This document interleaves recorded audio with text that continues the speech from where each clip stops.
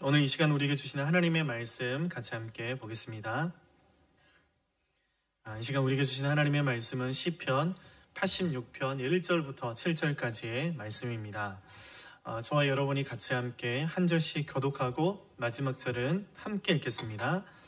저부터 읽겠습니다. 여호와여, 나는 가난하고 궁핍하오니 주의 귀를 기울여 내게 응답하소서.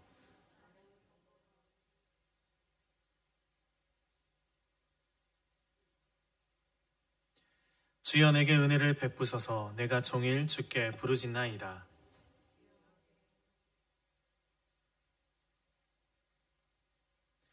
주는 선하사 사죄하기를 즐거워하시며 주께 부르짖는 자에게 인자함이 호하심이니이다.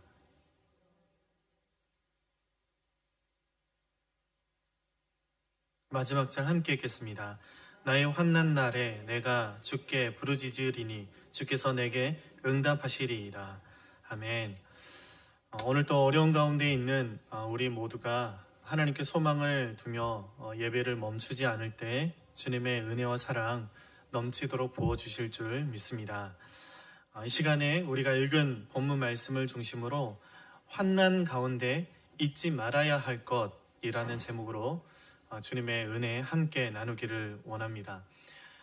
그렇게 이야기하고 싶지 않겠지만 또 그렇게 이야기하고 싶지 않지만 우리는 지금 분명히 환난 그 한가운데에 서 있습니다. 지금 코로나 팬데믹 그 한가운데를 지나고 있는데 말 그대로 환난의 때를 지나고 있다라는 것입니다.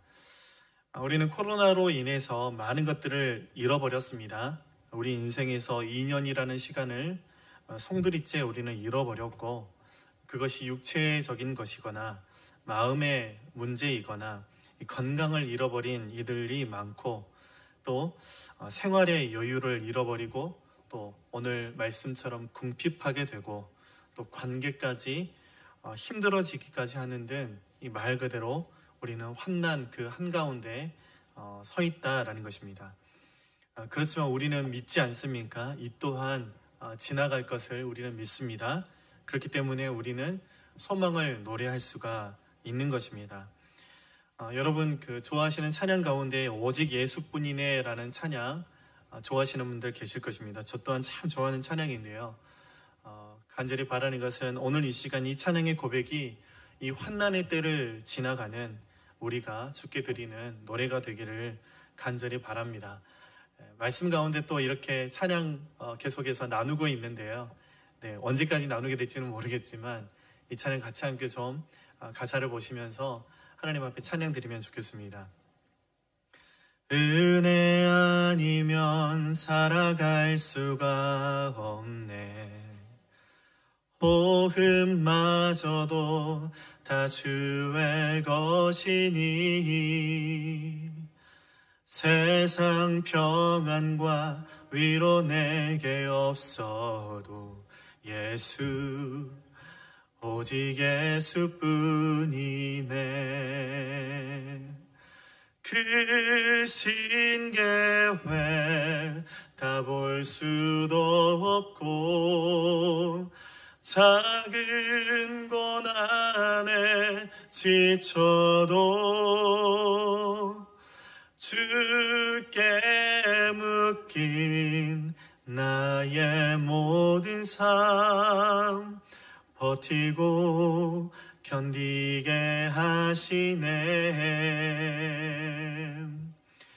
은혜 아니면 살아갈 수가 없네. 나의 모든 건 다 주께 맡기니 참된 평안과 위로 내게 주신 주 예수, 오직 예수뿐이네. 아멘. 여러분, 이 찬양의 내용이 무슨 고백이고 무슨 기도입니까? 다른 거 다 잃어버린다고 하더라도 건강 잃고 재물을 잃고 관계 잃어도 살 수 있지만 욥이 그랬지만 주님의 은혜가 없으면 우리는 한순간도 살아갈 수가 없는 존재이다 라는 것입니다. 그러니 간절히 바라는 것은 오늘 본 말씀에서 다윗이 그렇게 기도했던 것처럼 주님 우리에게 은혜를 베풀어 주십시오 라고 하나님 앞에 간절히 부르짖을 수 있는 저와 여러분이 되기를 바랍니다. 다른 것이 아닙니다. 다윗처럼 주님의 은혜를 하나님 앞에 구해야 한다라는 것입니다. 오늘 본 말씀을 보면 우리가 같이 함께 환난의 때를 지나고 있는 사람이 등장하고 있습니다. 오늘 본문은 어떤 말씀이다? 그렇게 환난 날을 살아가는 우리와 똑같은 한 사람의 기도를 기록하고 있는 말씀이다 라는 것입니다. 오늘 우리가 읽은 시편 86편의 표제어를 보면 다윗의 시라고 밝히고 있습니다. 다윗의 시라고 하니까 다윗의 넋두리 정도로 우리가 생각해서는 안 됩니다. 하나님께서 다윗의 입술을 통해서 고백하게 하신, 기도하게 하신, 성령의 감동으로 기록하게 하신 이 시편 말씀을 통해서 하나님은 우리에게 분명히 말씀하고 계신다라는 것입니다. 여러분 그것이 무엇입니까? 오늘 본 말씀 우리 시편 86편 1절부터 3절까지의 말씀인데요. 우리 세 번역으로 우리 같이 함께 읽어보겠습니다. 시작. 주님 나에게 귀를 기울이시고 응답하여 주십시오. 나는 가난하고 궁핍한 사람입니다. 그러나 나는 신실하오니 나의 생명을 지켜주십시오. 주님은 나의 하나님이시니 주님을 신뢰하는 주님의 종을 구원하여 주십시오. 내가 온종일 주님께 부르짖습니다. 주님 나에게 은혜를 베풀어 주십시오. 아멘. 다윗이 지금 환난 날에 하나님께 은혜를 베풀어 달라고 구하고 또 기도하고 있는데 여러분 이 말씀을 좀 읽으시면서 이상함 느끼지 못하셨습니까? 뭔가 부자연스럽고 뭔가 인본주의적인 느낌이 들게 되는 왠지 거북한 느낌이 들게 되는 그런 말씀이 기록되고 있다라는 것입니다. 지금 환난 가운데 그 한 복판에 서 있는 다윗이 하나님께 도움의 요청을 드리는 기도를 드리고 있는데 뭐라고 기도하고 있냐면 나는 경건하니까 나는 신실하니까 나를 도와주십시오 라고 이렇게 기도하고 있는 모습을 보면서 저는 참 깜짝 놀라지 않을 수가 없었습니다. 이 말대로 한다면 행위구원론처럼 이렇게 보였기 때문이었습니다. 도대체 어떻게 생겨먹은 사람이길래 이런 말을 할 수가 있을까? 쉽게 말하면 여러분 이 기도가 무엇입니까? 나는 좀 되니까, 나는 좀 열심히 했으니까, 나는 좀 헌신했으니까, 나는 좀 헌금 많이 했으니까, 나는 믿음이 좋으니까, 나는 기도를 많이 했으니까 주님 나의 기도를 들어주십시오 라고 하는 기도처럼 보인다라는 것입니다. 그러면서 성경에서 기록된 한 사람의 기도가 떠올랐습니다. 바로 바리새인의 기도가 그것인데요. 마치 이 바리새인의 기도처럼 들리기까지 했습니다. 누가복음 18장 9절부터 12절까지의 말씀인데요. 우리 세번역 성경으로 같이 함께 읽어보면 좋겠습니다. 시작.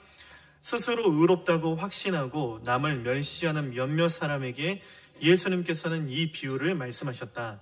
두 사람이 기도하러 성전에 올라갔다. 한 사람은 바리새파 사람이고 다른 한 사람은 세리였다. 바리새파 사람은 서서 혼자 말로 이렇게 기도하였다. 하나님 감사합니다. 나는 남의 것을 빼앗는 자나 불의한 자나 간음하는 자와 같은 다른 사람들과 같지 않으며 더구나 이 세리와는 같지 않습니다. 나는 일회에 2번씩 금식하고 내 모든 소득의 11조를 바칩니다. 하나님 앞에 기도해 있는데 바리새인이 이렇게 기도했다라는 것입니다. 나는 좀 헌신했습니다. 나는 경건하게 살았습니다. 나는 아주 믿음 좋은 사람입니다. 하나님 앞에 이렇게 기도하고 있다라는 것이죠. 여러분 이런 기도를 드린 바리새인이 결코 응답받지 못했고 인정받지 못했던 것을 저와 여러분은 너무나 잘 알고 있습니다. 그런데 다윗이 지금 이 바리새인처럼 기도하고 있는 것처럼 보여서 깜짝 놀랄 수밖에 없다라는 것입니다. 여러분 다윗이 어떤 사람이었습니까? 이 다윗에 대해서 성경이 평가는 한마디 우리가 정말 잘 알고 있는 유명한 말씀이 있는데요. 사도행전 13장 22절 말씀입니다. 우리 세번역 성경으로 같이 함께 또 읽어보겠습니다. 시작.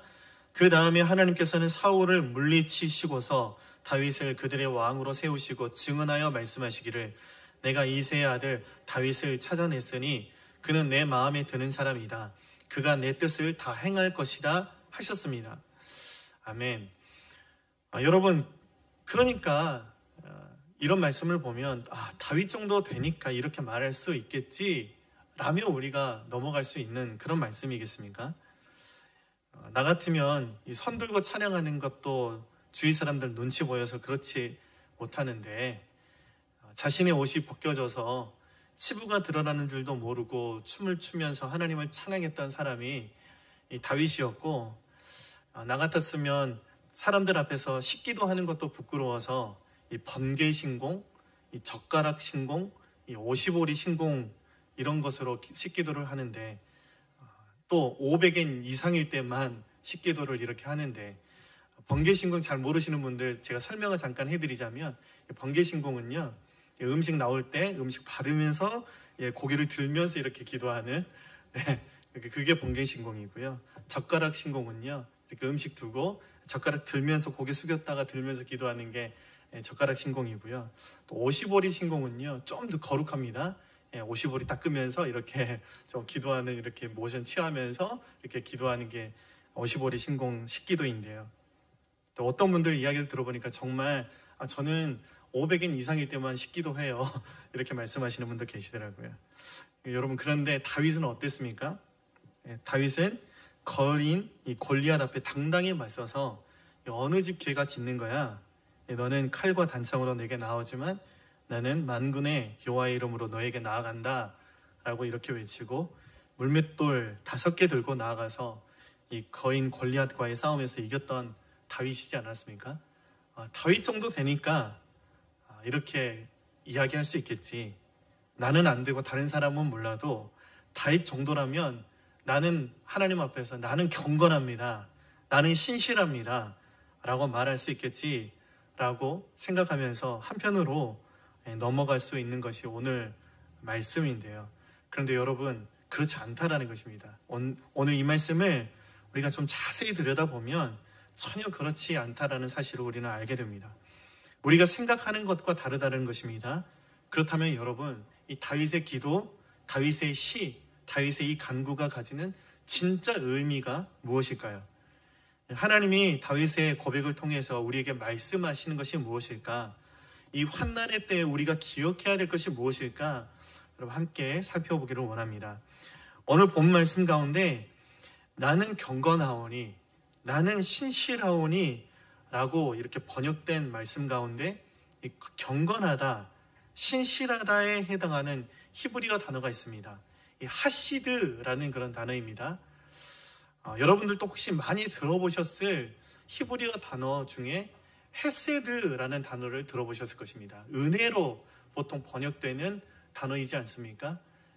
그러니까 이 하시드라는 단어는요, 헤세드라는 단어하고 자음이 똑같은 단어입니다. 무슨 말씀입니까? 이 하시드라는 단어는요, 헤세드의 파생어이다라는 것이죠. 이 하시드는요, 은혜, 친절, 사랑, 선함, 자비 같은 것들을 의미하는 우리가 자주 듣게 되는 헤세드의 파생어이다라는 것인데, 뜻을 이야기하자면 헤세드를 받은 사람이라는 뜻을 가지고 있습니다. 그럼 무슨 말씀입니까? 은혜를 받은 사람이다 라는 그런 뜻입니다. 그래서 여러분, 개역 성경을 보면 어떤 개역 성경에는 그 밑에 경건하오니 이렇게 괄호 1 해서 밑에 주석이 달려 있습니다. 밑에 주석을 보니까 이렇게 되어 있습니다. 주께서 은혜를 주신 자니 라고 되어 있는 것을 우리는 볼 수가 있습니다. 여러분, 그러니까 다윗이 나는 경건하오니, 나는 신실하오니, 나는 믿음이 좋사오니 라고 말하는 이 말의 진짜 의미는 다윗이 자기 자신을 드러내려고 하는 말이 아니라 나는 주님께서 은혜를 주신 사람입니다. 나는 주님께 은혜를 입은 사람입니다. 주님의 은혜가 없으면 나는 한순간도 살 수 없는 사람입니다. 라는 그런 뜻을 가지고 있는 말씀이다 라는 것입니다. 그렇기 때문에 오늘 본문에서 다윗이 자신이 경건하다, 신실하다라고 했던 말은 어떤 종교적인 행위로 말미암아서 이 거룩하고 의롭게 보이려고 하는 것이 아니라 자신의 연약함을 오히려 인정하고 자신이 하나님을 사랑하고 하나님께 의탁된 그런 존재라는 것을 뜻하는 것이다 라는 사실을 우리는 알 수가 있다라는 것입니다. 우리는 흔히 이 경건하다, 거룩하다라고 하면 어떤 종교적인 행위가 다른 사람들보다 좀 남다름을 인해서 다른 사람들보다는 좀 경건해 보이거나 좀 거룩해 보이는 뜻으로 사용하고 있지만 이 성경적인 의미는 전혀 그렇지 않다라는 것입니다. 성경이 말씀하시는 그런 경건이 무엇이다? 바로 자기의 힘과 지혜를 의지하지 않고 마음이 가난해져서 하나님을 찾고 하나님을 의지하는 것이 경건이다라는 것입니다. 바라는 것은 저와 여러분이 하나님이 찾으시는 경건한 사람, 신실한 사람 되기를 바랍니다. 우리의 마음이 가난해질 대로 가난해져서 하나님 없으면 안 됩니다. 하나님의 은혜 없으면 저는 한순간도 살 수 없습니다. 늘 매 순간 하나님을 의지하는 사람이 진짜 경건한 사람이다 라는 것입니다. 오늘 본문 말씀을 좀 더 살펴보기를 원하는데요. 여러분, 우리와 같이 환난 가운데 있었던 이 다윗의 기도를 통해서 하나님께서 우리에게 가르쳐 주시고 있는 것이 무엇입니까? 환난 가운데 있을 때 우리는 두 가지를 기억해야 된다라는 것입니다. 환난 가운데 우리가 기억해야 할 것, 첫 번째는 우리의 기도를 들으시는 하나님이 계심을 우리는 기억해야 된다라는 것입니다. 여러분, 그러니 환난 가운데 있어도 절망하지 말라라는 것입니다. 그리고 환난 가운데 있다면 하나님께 부르짖어야 한다. 하나님께 기도해야 한다라는 것입니다. 그래서 오늘 본 말씀 가운데 시편 86편 7절은 이렇게 말씀하고 있습니다. 우리 같이 함께 세번역 성경으로 읽어보겠습니다. 주님은 나에게 응답해 주실 분이시기에 제가 고난을 당할 때마다 주님께 부르짖습니다. 아멘. 여러분, 하나님은 어떤 분이십니까? 하나님은 항상 거기에 계시는 분이시다라는 것이죠. 제가 한국에서 사역할 때 새벽 기도에 차량 운행을 했던 적이 있었습니다. 한국에서는 전도사님들이, 목사님들이 새벽 기도에 차량 운행을 이렇게 많이 하는데 이렇게 손번을 따라서 새벽 기도 차량 운행을 이렇게 하게 되었었습니다. 늘 지나다니는 그런 길이었습니다. 좀 더 과장해서 좀 이야기하자면 눈 감고도 운전할 수 있는 그런 길이었습니다. 그런데 어느 날 이 안개가 새벽에 자욱하게 깔려 있는 거예요. 속도를 줄이고 안개등 켜고 천천히 가는데도 더 이상 갈 수가 없더라고요. 항상 다녔던 길입니다. 어디에 뭐가 있고 어디에 뭐가 있고 다 알 수 있는 그런 길이었습니다. 이 안개 때문에 길이 안 보였다라는 것입니다. 마치 어떻게 느껴졌냐면 그 안개 너머에 길이 이렇게 없어진 것처럼 지워진 것처럼 그렇게 느껴졌습니다. 낭떠러지처럼 그렇게 느껴졌습니다. 여러분, 그런데 실제로는 제 느낌과는 상관없이 길은 그 자리에 언제나 그대로 있는 것 아니겠습니까? 환난이 임하면 가장 심각한 문제가 무엇일까요? 바로 그것은 하나님이 안 계신 것처럼 느껴진다라는 것입니다. 환난 그 자체가 문제가 아닙니다. 환난 그 자체가 위기가 아니에요. 환난 때문에 하나님이 안 보이게 되는 게 문제이고 환난 때문에 하나님을 볼 수 없어서가 위기가 된다라는 것입니다. 오늘 말씀이 우리에게 가르쳐주고 있는 것이 바로 그것입니다.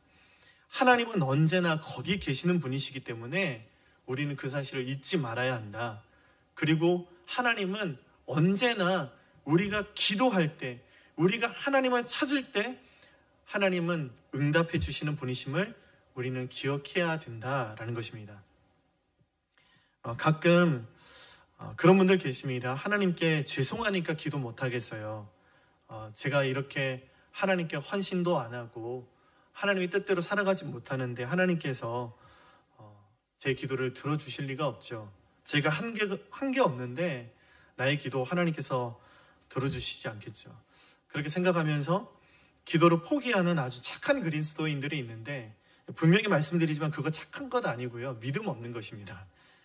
기도할 수 있는 이유가 나 자신에게 있다라면 그 말이 맞습니다. 그런데 여러분, 기도할 수 있는 이유는 우리 자신에게 있는 것이 아니라, 기도할 수 있는 근거가 나에게 있는 것이 아니라 하나님께 있다라는 것입니다. 여러분, 기도할 수 있는 근거가 나의 됨됨이에 있지 않습니다. 기도할 수 있는 근거가 나의 그럴싸함에 있지 않다라는 것입니다. 오늘 말씀을 한번 보십시오. 시편 86편 5절 말씀입니다. 우리 다시 한번 읽어보겠습니다. 시작. 주님은 선하시며 기꺼이 용서하시는 분, 누구든지 주님께 부르짖는 사람에게는 사랑을 한없이 베푸시는 분이십니다. 지금 다윗의 기도를 보면 지금 당한 이 다윗의 환난은 자신의 죄로 말미암은 것이라는 사실을 이 말씀을 통해서 우리는 알 수가 있습니다. 오늘 본문 말씀의 배경이 어떤지 우리가 알 수가 없고, 다윗이 처한 구체적인 상황이나 형편이 드러나 있지는 않지만, 하나님이 선하신 분이셔서 하나님이 사죄하기를 즐겨하시고 기꺼이 용서하시는 분이시다라는 그런 고백을 하나님 앞에 드리는 것을 보면, 지금 다윗이 처한 이 환난은, 궁핍함은, 이 곤고함은 자신의 잘못을 인한 것이라는 사실을 암시하고 있다라는 것이죠. 사무엘하 24장 말씀을 보면 다윗이 인구조사를 해서 이스라엘 백성에게 재앙이 임하게 되었던 사건이 기록되어 있습니다. 여러분, 무슨 잘못이었습니까? 군사력 강화와 또 왕권의 강화의 목적을 두고 한 이 인구조사, 이게 문제가 되었다는 것입니다. 다윗이 하나님이 아니라 군대를 의지하려고 했던 그 마음이 잘못되었다는 것입니다.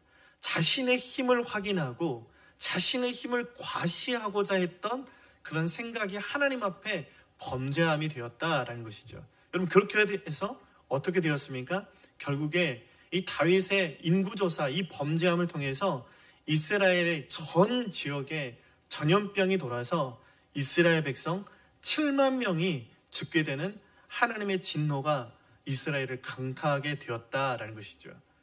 요즘 코로나 팬데믹 가지고 많은 사람들이 이렇게 죽게 되는 그런 안타까운 일들이 많지만, 여러분, 전 세계에 몇십억이 되는 그 인구 중에 몇 퍼센트가 이렇게 코로나 때문에 이렇게 죽게 되었는데, 한번 보십시오. 100만 명 정도 되는 작은 그런 민족 가운데에서 7만 명이 이 범죄함으로 말미암아서 전염병으로 인해서 죽게 되었다라는 것입니다. 여러분, 그런데 중요한 것은 그 가운데에서도 다윗은 하나님께 기도하는 것을 멈추지 않았다라는 것이 중요하다라는 것이죠. 그리고 그렇게 하나님 앞에 기도했을 때 하나님은 응답하셨습니다. 다윗의 기도를 들어주셨습니다. 다윗이 범죄했습니다. 그래서 하나님이 너가 어떻게 낯짝도 두껍지, 어떻게 너가 그렇게 범죄해놓고 나한테 구원해달라고, 용서해달라고 너가 기도하니, 하나님 한 번도 이렇게 말씀하신 적이 없었습니다. 하나님 앞에 범죄했을 때, 하나님 앞에 기도했을 때 하나님이 응답해 주셨다는 것이죠. 사무엘하 24장 25절 말씀인데요, 우리 같이 함께 읽어보겠습니다. 시작. 거기에서 다윗은 주님께 제단을 쌓아 번제와 화목제를 드렸다. 다윗이 땅을 돌보아 달라고 주님께 비니 주님께서 그의 기도를 들어주셔서 이스라엘에 내리던 재앙이 그쳤다. 여러분, 어떤 사람이 위대한 사람입니까? 실수하지 않는 사람, 범죄하지 않는 사람이 위대한 사람이 아니라, 그런 사람은 좋은 사람일 수는 있습니다. 그런데 진짜 위대한 사람은 기도하는 사람이 위대한 사람이다라는 것입니다. 환난 가운데에 우리가 기억해야 할 것 두 번째는, 우리가 하나님께 은혜를 입은 자임을 기억해야 한다라는 것입니다. 우리 다시 한번 시편 86편 2절 말씀을 읽어볼 텐데, 이제는 화면을 보시고 함께 읽어보겠습니다. 시작.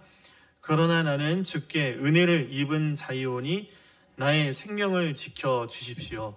주님은 나의 하나님이시니 주님을 신뢰하는 주님의 종을 구원하여 주십시오. 여러분, 다윗의 이 고백이 무슨 뜻입니까? 다윗의 이 기도가 무엇을 가르쳐주고 있습니까? 다윗이 하나님께 기도하는 동기가 무엇이다? 나의 됨됨이가 아니다. 나의 한 것에 있지 않다. 주님의 은혜로부터 기도할 수 있는 힘이 나온다라는 것을 가르쳐주고 있다는 것입니다. 여러분, 그러니 이 기도는요, 나는 하나님의 은혜를 입은 사람입니다. 나는 하나님의 사람입니다. 하나님이 내 거가 아니라 내가 하나님의 소유입니다. 라는 믿음의 고백이다 라는 것입니다.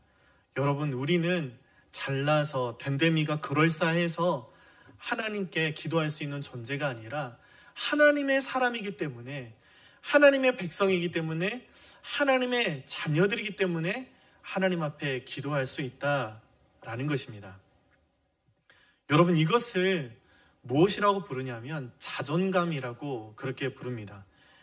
환난 가운데서 지금 다윗은요, 자신감이 차 있는 것이 아니라 이 자존감으로 충만해져 있는 것을 우리는 보게 됩니다. 자신감, 자존감, 비슷한 단어이지만 전혀 다른 뜻인데요, 여러분. 이 자신감은요, 자기가 가진 이 특정한 능력에 대한 신뢰에서 비롯되는 것을 자신감이라고 합니다.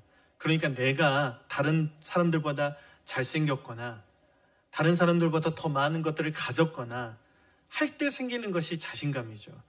그러니까 자신감은요, 그 근원이 자기 자신에게 있습니다. 그런데 반면에 자존감은요, 자신 스스로를 가치를 갖춘 존재로 여기고 자신을 사랑하며 존중하는 것이 자존감입니다. 그래서 여러분, 가졌거나 가지지 못했거나 잘났거나 못났거나 중요한 게 아닙니다. 하나님의 사랑을 입은 사람이기 때문에 그 하나로 나는 스스로 너무나 귀한 복된 존재이다 라는 것을 생각하는 것이 바로 이 자존감이다 라는 것이죠. 다윗이 지금 나는 하나님의 은혜를 입은 사람이다 라는 그런 자존감으로 충만해져 있다 라는 것입니다. 이 사실을 가장 잘 가르쳐주는 말씀이 스바냐 3장 17절 말씀인데요. 우리 마지막으로 말씀 함께 읽어보겠습니다. 시작. 주 너의 하나님이 너와 함께 계신다. 구원을 베푸실 전능하신 하나님이시다. 너를 보고서 기뻐하고 반기시고 너를 사랑으로 새롭게 해주시고 너를 보고서 노래하며 기뻐하실 것이다.